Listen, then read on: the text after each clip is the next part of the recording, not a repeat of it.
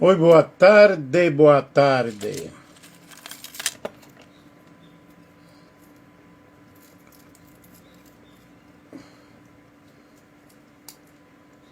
Eu quero falar aqui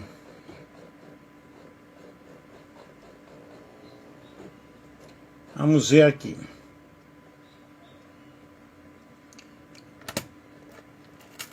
Vocês que vão estar entrando aí, compartilhem com outras pessoas, comentem, ajudem-nos a divulgar a nossa live. É um assunto bem legal.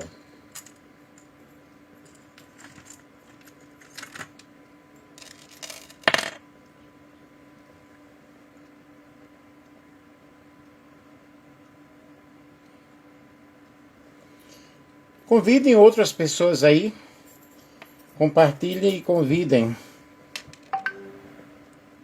Orlando Marques, tudo bem? Gente, eu quero falar sobre o celibato do apóstolo São Paulo. O celibato do apóstolo Paulo é um tema muito interessante, porque Paulo fala diretamente sobre casamento, solteiro, ou solteirice, e dedicação a Deus. Paulo era solteiro ou viúvo. No final nós vamos falar sobre o casamento dele, talvez antes. A Bíblia não afirma claramente se o apóstolo nunca se casou ou se era viúvo. Nós vamos falar isso no final, mais para o final. Em 1 Coríntios capítulo 7, Paulo fala de si mesmo como alguém que não tinha esposa naquela ocasião. Digo, porém, aos solteiros e às viúvas que lhes é bom se ficarem como eu. 1 Coríntios capítulo 7, o versículo 8. Vejam que não é um mandamento, é uma opção dele. Felipe, tudo bem? Francisco? Porque se na realidade todos fossem seguir o conselho do apóstolo Paulo, então seria complicado, porque não haveria filhos, né?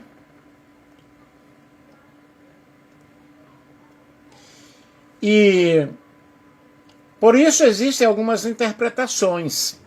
Paulo poderia nunca ter se casado, poderia ter sido casado, ficado viúvo, poderia ter sido separado da esposa, embora essa hipótese seja menos sustentado pelo texto. Na realidade, nós não temos uma informação bíblica concreta suficiente para afirmar qual dessas possibilidades é correta. Por que então Paulo ele valoriza o celibato? Paulo apresenta a solteirice, o celibato, como uma condição que pode favorecer uma dedicação mais intensa ao Senhor. Veja que está dizendo que não vai favorecer, pode favorecer.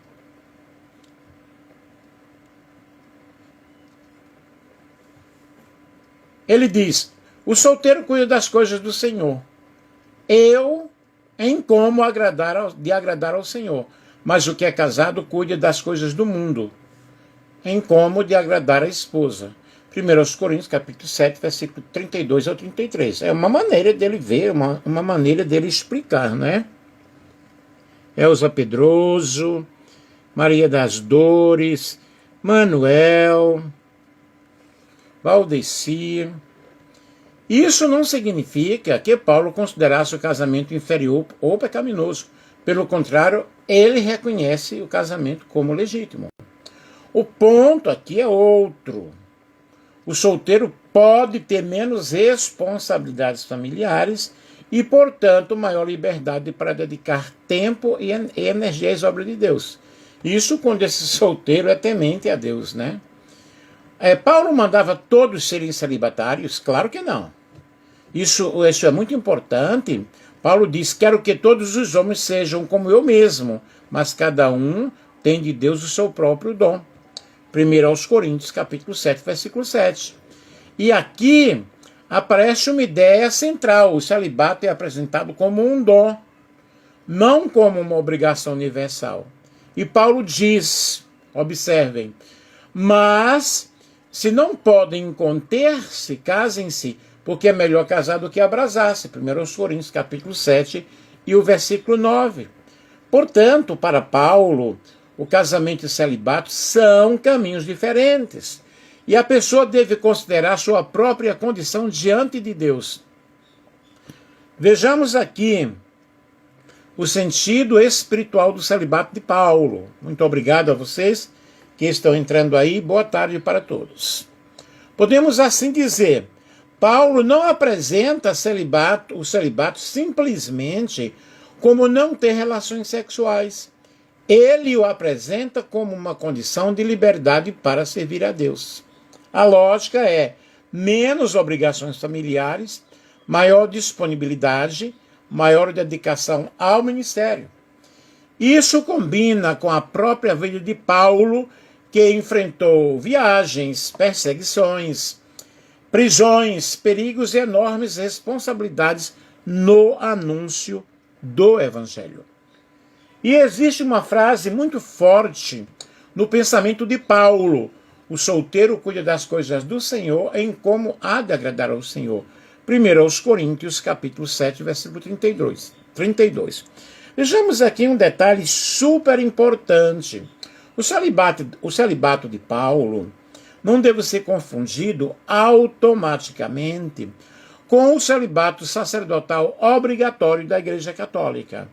Paulo está falando de uma escolha de vida e sobre o dom da continência dentro do contexto da igreja cristã primitiva, naquele momento, naquela ocasião.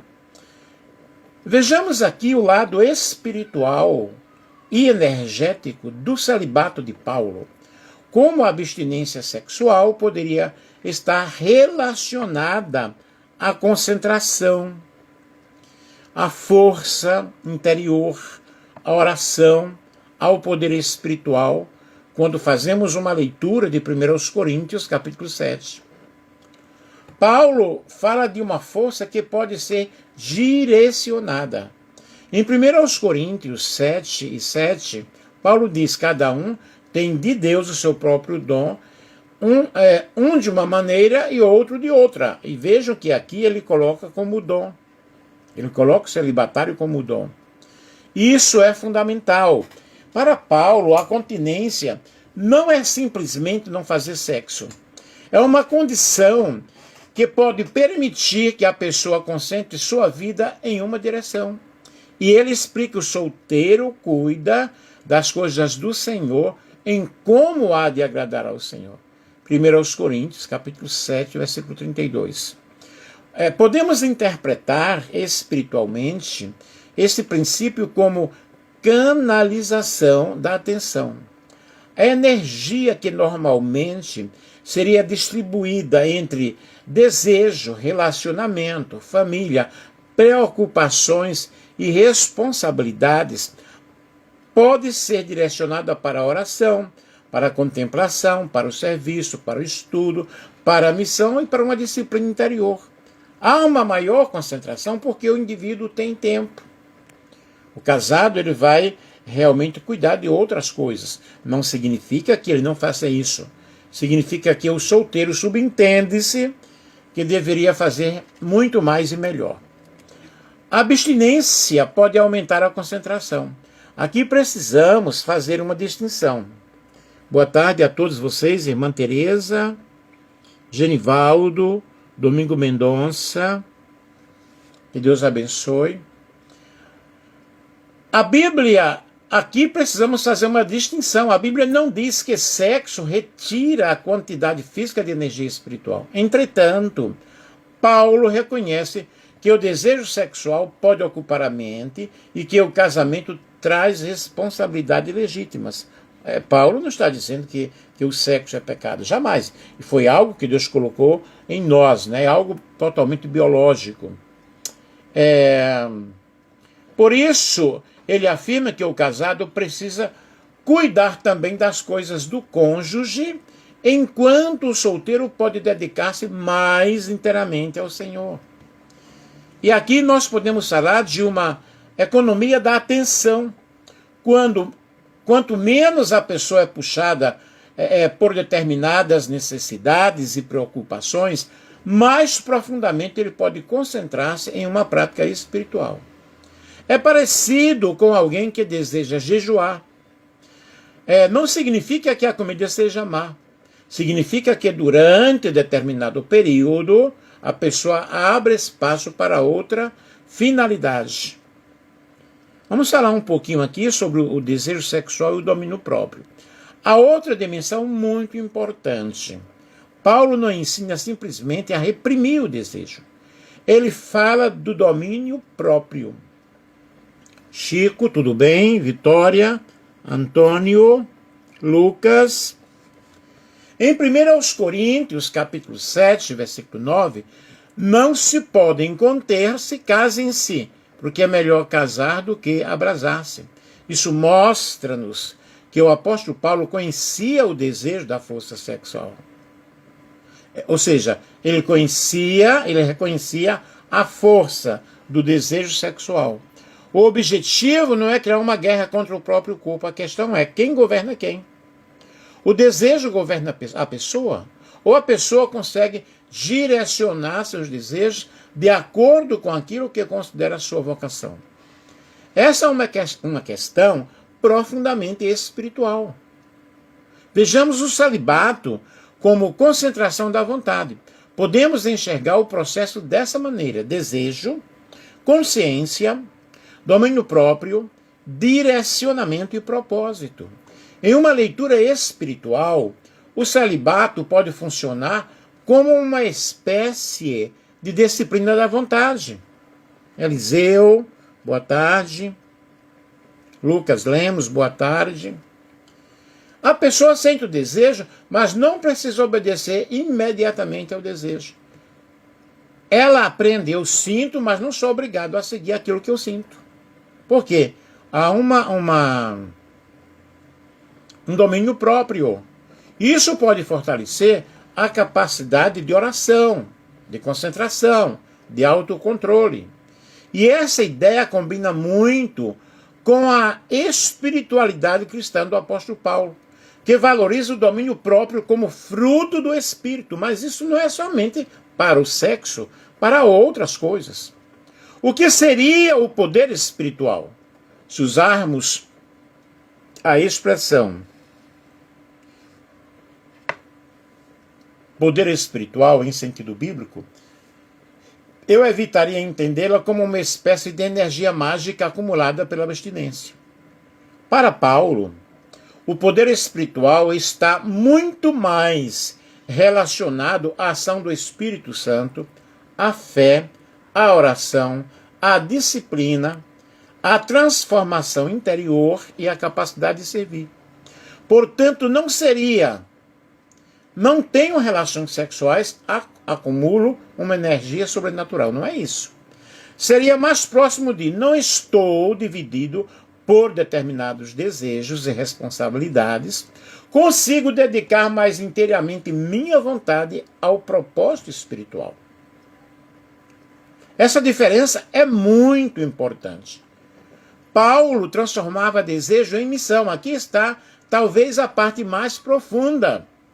Paulo viveu uma vida extremamente intensa de viagens, de pregações, de perseguições, prisões, sofrimentos. Seu desejo precisava encontrar uma direção.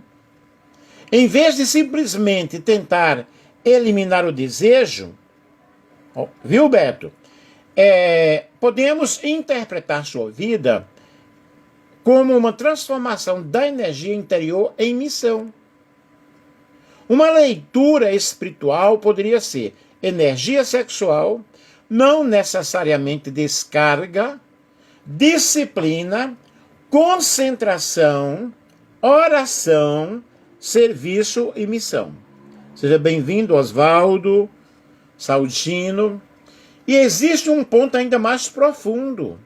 Paulo não coloca o celibato acima do casamento, como se a pessoa casada fosse menos espiritual. Não é isso que ele está dizendo. Ele diz, cada um tem o dom, tem de Deus o seu próprio dom. Portanto, o verdadeiro princípio não é celibato mais espiritualidade. É vocação, domínio próprio, dedicação, vida espiritual coerente.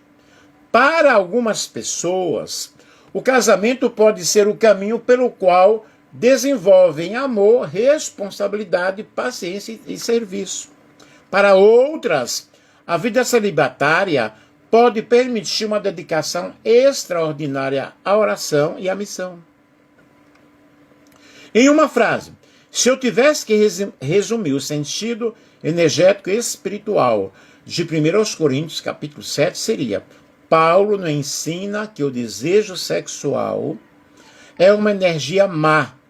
Ele mostra que o ser humano pode aprender a governar os seus desejos e direcionar sua força interior para aquilo que considera o seu chamado. E talvez seja justamente aí que o celibato de Paulo se torna muito interessante. Não é simplesmente privação, é direcionamento. Tranquilo? Mas ele era casado antes? Vejamos aqui. Sim, essa possibilidade existe. Mas precisamos tomar cuidado para não transformar uma hipótese histórica em um fato bíblico. O que podemos afirmar com segurança é: quando ele escreveu 1 Coríntios capítulo 7, Paulo estava solteiro. Ele diz que gostaria que os solteiros e viúvos permanecessem como eu. A Bíblia não diz que Paulo nunca havia se casado. Existe uma tradição antiga, já registrada por Clemente de Alexandria no final do século II, de que Paulo poderia ter sido casado e posteriormente ficado viúvo. Mas não temos evidência conclusiva sobre isso. Também existe uma antiga interpretação de que ele teria deixado a esposa para dedicar-se à missão, mas e aqui ele não estava falando apenas de alguém que nunca experimentou a vida conjugal. Ele poderia estar falando a partir da experiência de quem conheceu o casamento e depois escolheu uma vida de completa dedicação à missão. Isso tornaria a frase: quero que todos os homens sejam como eu mesmo. É algo muito significativo. Mas precisamos manter a honestidade histórica. Não podemos afirmar que Paulo foi casado. O máximo que podemos dizer é que é uma possibilidade antiga, mas não comprovada. Bom, a Bíblia não fala isso, então, se ele tivesse sido casado, né? Amém. E há uma questão ainda mais interessante. Se Paulo foi casado, o que poderia ter acontecido com a sexualidade dele depois? Aí nós podemos entrar justamente na questão de que antes, sobre abstinência, transformação do desejo, oração, força espiritual, mas olhando agora para a possibilidade de Paulo ter passado do casamento para o celibato. É uma escolha, né? E se Paulo foi casado, o que poderia ter acontecido com a sexualidade dele depois? Se partirmos apenas como hipótese de que Paulo foi casado e depois passou a viver em um celibato, podemos fazer uma leitura muito interessante. Mas é importante separar o que a Bíblia afirma do que estamos interpretando. Boa tarde a todos vocês que estão entrando aí. Ele não teria deixado de possuir sexualidade. Mesmo que Paulo tivesse deixado de viver sexualmente com uma esposa, isso não significa que o desejo sexual desapareceu.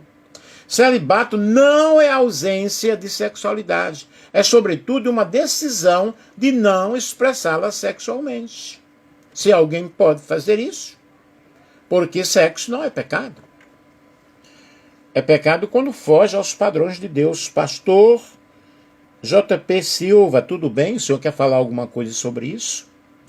Se, porém, não podem conter-se, se casem, porque é melhor casar do que abrasar-se. 1 Coríntios, capítulo 7, e o versículo 9. O que poderia mudar seria a relação com o desejo. Se imaginarmos Paulo passando do casamento para uma vida celibatária, poderíamos pensar em 3 etapas: desejo, domínio, redirecionamento. O desejo continua existindo, mas a pessoa aprende a não ser governada por ele.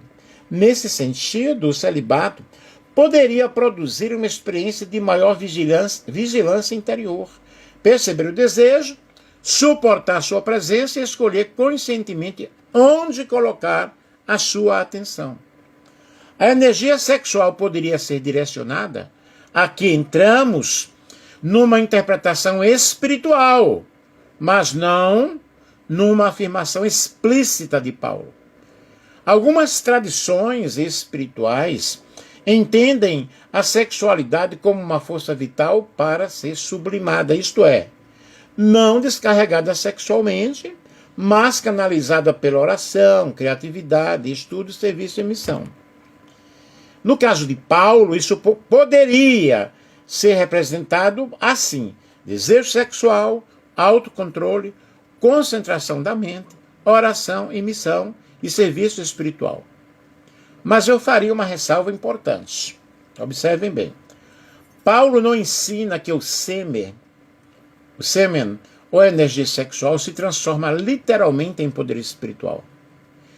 Essa é uma interpretação energética que podemos aplicar ao texto, mas não uma doutrina explícita de 1 Coríntios capítulo 7. E existe algo muito mais profundo. Se Paulo tivesse conhecido a intimidade conjugal anteriormente, sua decisão posterior poderia significar algo diferente de simplesmente não ter interesse em sexo. Seria uma espécie de renúncia consciente de algo que ele conhecia e valorizava, em favor de uma missão que considerava maior. Olá, que tal? Tudo bem? Como estás? Bem-vindo. Isso pode ajudar a entender por que Paulo fala tanto em domínio próprio. O objetivo não seria destruir a sexualidade, mas colocá-la sob a direção da vontade. Primeiro, porque a sexualidade foi colocada por Deus. E glória a Deus por isso. O poder estaria no domínio, não na repreensão. Essa distinção é essencial. Repressão. Eu tenho desejo, mas considero o desejo algo ruim e preciso esmagá-lo. Mas, é como estou dizendo, sexo não é pecado. É pecado fora dos planos de Deus. Domínio próprio. Eu tenho desejo, reconheço, mas decido conscientemente o que farei com ele. Na segunda perspectiva, a sexualidade deixa de ser um inimigo e passa a ser uma força que precisa ser governada. Isso se aproxima muito mais da linguagem de Paulo. E talvez isso explique a intensidade de Paulo. Se ele realmente tivesse sido casado e depois adotado o celibato, algo que não podemos provar historicamente, observem que eu estou batendo nessa tecla, podemos imaginar que sua vida espiritual envolvesse uma enorme capacidade de concentração. Ele viajava, ensinava, escrevia, enfrentava perseguições, sofrimentos e continuava a sua missão. Não seria correto dizer Paulo ficou celibatário e ganhou poderes sobrenaturais. Mas podemos fazer uma interpretação espiritual mais cuidadosa. Paulo poderia ter transformado uma força que realmente seria direcionada para a vida conjugal em dedicação concentrada à sua vocação.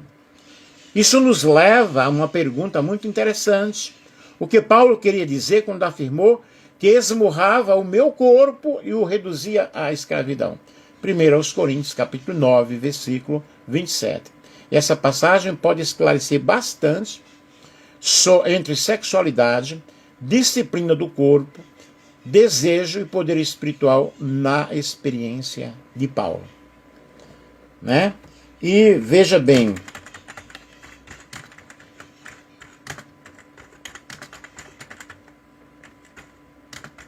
e o desejo sexual, queridos, ele foi nos dado por Deus. Dentro dessa visão bíblica, o desejo sexual faz parte da criação de Deus. E em si mesmo não é apresentado como algo criado pelo mal. Há uma distinção importante entre sexualidade e o uso da sexualidade. Deus criou o ser humano com sexualidade. Em Gênesis, antes da entrada do pecado, encontramos que criou Deus o homem, a sua imagem, homem e mulher os criou. Gênesis capítulo 1, versículo 27. E logo depois ele diz, sede fecundos, multiplicai-vos. Gênesis capítulo 1, 28. Portanto, a capacidade de atração, reprodução, intimidade e união entre homem e mulher faz parte da criação de Deus. Em Gênesis capítulo 2, versículo 25, aparece uma afirmação muito forte. E ambos estavam nus, o homem e sua mulher, e não se envergonhavam. Ou seja, o corpo e a sexualidade não apresentam originalmente como algo vergonhoso. Então, por que Paulo fala tanto em controle? Paulo não considera o desejo sexual necessariamente mal, ele não fala isso. O problema está em quem governa o desejo. Isso não é só para sexo, gente, isso é para tudo. É por isso que em 1 Coríntios, capítulo 7, é interessante que Paulo diz, cada um tem de Deus o seu próprio dom, e de uma maneira e de outra. 1 Coríntios, capítulo 7, versículo 7. E depois ele diz, se não podem conter-se, casem-se, porque é melhor casar do que abrasar-se. 1 Coríntios 7, 9. Perceba algo muito interessante aqui. Paulo não diz que sentir desejo é pecado. Ele reconhece que existe uma força natural dentro do ser humano. O problema não é a existência de energia sexual. Se usarmos a palavra energia num sentido espiritual, psicológico, podemos dizer que o desejo sexual é uma das forças mais internas do ser humano. Uau! Ele pode impulsionar a atração, a vínculo, criação da família, intimidade, criatividade, busca de companhia, reprodução. Por isso, não é necessário enxergar o desejo sexual como algo que precisa ser eliminado. Não, a Bíblia não está dizendo isso, em nenhuma parte. A questão aqui é aprender a governá-lo. É justamente aí que entra o celibato de Paulo. E Paulo apresenta duas possibilidades: casamento, viver a sexualidade dentro da união conjugal, ou o celibato.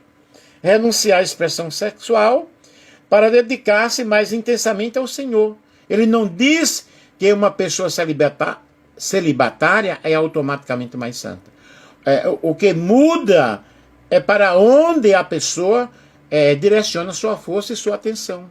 Por isso, ele diz, o solteiro cuida das coisas do Senhor, em como agradar ao Senhor, 1 Coríntios, capítulo 7, versículo 32, e existe uma ideia muito bonita aqui. Se Deus criou o desejo sexual, então não precisamos ter vergonha simplesmente por sentir esse desejo, jamais. Infelizmente, há algumas pessoas ignorantes que não têm conhecimento e ensinam o contrário.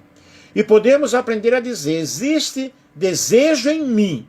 Deus permitiu que ele fizesse parte da minha natureza. Agora preciso aprender a conduzi-lo. Isso é muito diferente de pensar. Sentir desejo significa que estou espiritualmente fraco. Jamais.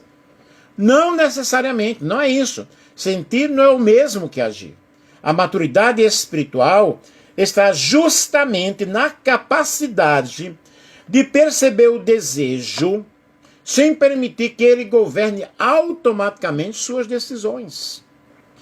E isso conecta diretamente com Paulo. Talvez a grande pergunta não seja como eliminar o desejo sexual.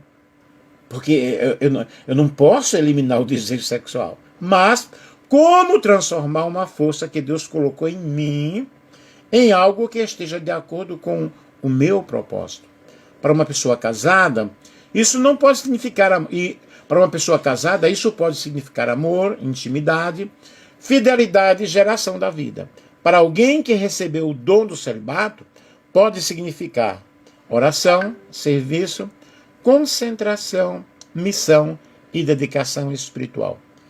Então, sim, na perspectiva bíblica, O desejo sexual faz parte da criação de Deus. O que precisa de discernimento é a maneira como essa força é conduzida. Compreenderam? Entenderam sobre isso?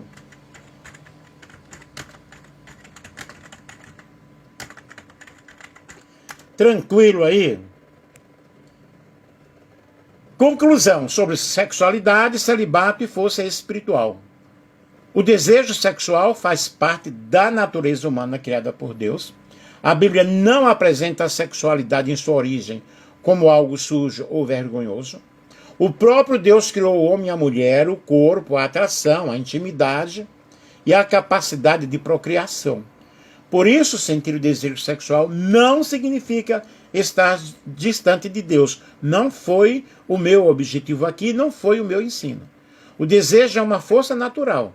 A questão espiritual não está simplesmente em sentir, mas em como conduzimos aquilo que nós estamos sentindo. E é nesse ponto que o exemplo do apóstolo Paulo se torna muito profundo. Em 1 Coríntios, capítulo 7, Paulo apresenta tanto o casamento como o celibato como possibilidades diante de Deus. O celibato não aparece como uma obrigação para todos, nem como prova automática de maior santidade. Paulo fala de um dom, de uma capacidade de viver sem o casamento para dedicar-se mais inteiramente ao Senhor. Se considerarmos ainda que apenas como hipótese histórica que Paulo tenha sido casado anteriormente, sua experiência de celibato poderia ser compreendida como uma mudança na maneira de direcionar sua sexualidade. Ele não precisaria deixar de ser um homem com desejos. Poderia aprender a governar esses desejos e direcionar sua força interior para a sua missão. Nesse sentido, a abstinência sexual não precisa ser entendida como destruição da sexualidade. Pode ser entendida como disciplina e direcionamento. A pessoa reconhece a força do desejo, mas não permite que o desejo governe a sua vida. Aqui está no sentido de controle.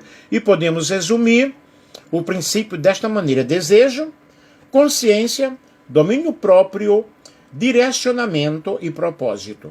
E a verdadeira força espiritual, portanto, não está simplesmente em deixar de ter relações sexuais. Está na capacidade de governar a própria vida, escolher conscientemente seus caminhos e colocar suas forças a serviço de algo maior. Para alguns, esse caminho será o casamento, vivido com amor, fidelidade e responsabilidade. Para outros, poderá ser o celibato, vivido como dedicação e serviço. E o importante, segundo a perspectiva de Paulo, é que a sexualidade se transforme em escravidão. Vou repetir, é que a sexualidade não se transforme em escravidão. Assim, talvez a grande lição de Paulo seja: Deus não nos deu desejos para que fôssemos ou para que sejamos dominados por Ele, mas para que aprendamos a conduzi-los. A sexualidade pode gerar vida, união, amor, e quando alguém escolhe o celibato, a mesma força interior pode ser direcionada para a oração, para o serviço, criatividade, missão e busca a Deus. O objetivo não é odiar o corpo, negar a natureza humana ou sentir vergonha do desejo. É alcançar aquilo que Paulo chama o domínio próprio, de ter uma força interior suficientemente madura para dizer ao desejo: eu reconheço você, mas você não governa a minha vida. Eu escolho para onde vou direcionar a minha força. Essa talvez seja a compreensão mais equilibrada do ensinamento de Paulo. Não é a ausência do desejo que demonstra a força espiritual, mas a capacidade de conduzir o desejo com uma consciência, liberdade e propósito. Amém? E aqui é muito legal nós passarmos para vocês as referências consultadas, e ainda mais segundo a BNT.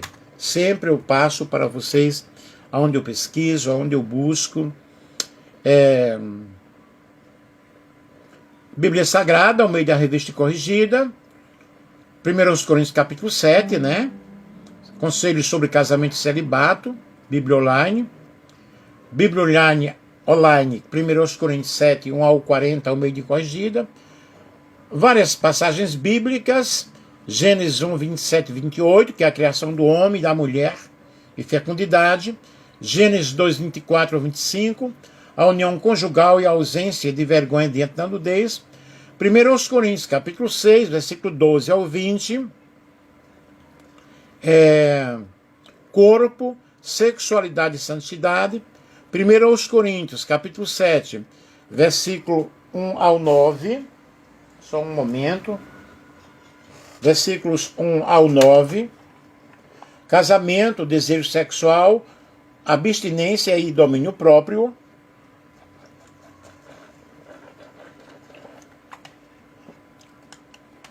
1 Coríntios, capítulo 9, versículo 25 ao 27, disciplina e domínio do corpo. Gálatas, capítulo 5, Miriam Lang, graças aí. Gálatas, capítulo 5, versículo 22 ao 23, domínio próprio como fruto do Espírito.